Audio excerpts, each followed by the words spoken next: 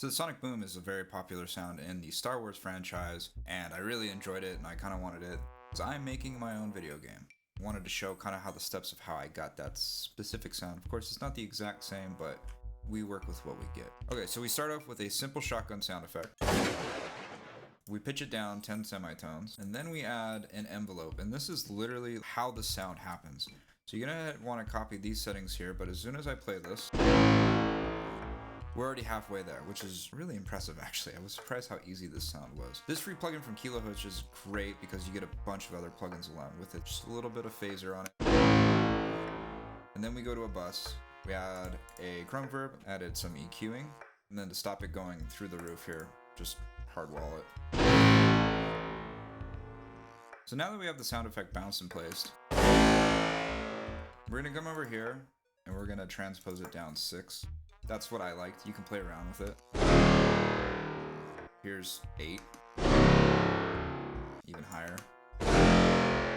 6 just was the sweet spot for me. Then what we did was I wanted to add more attack to it, so we're going to use this enveloper.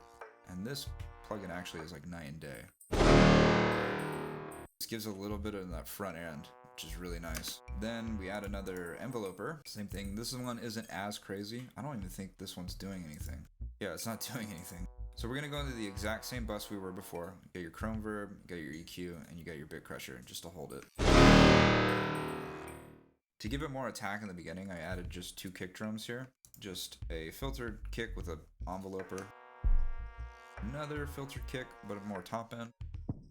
We've got an actual boom sound effect. This is a Logic sample.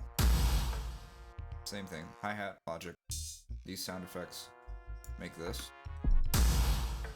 And you put that in there with the original sound effect, you get pretty close to the one you're trying to get to. To add a little bit more juice, you can add a volcano sample under here. This is another Logic loop. Together.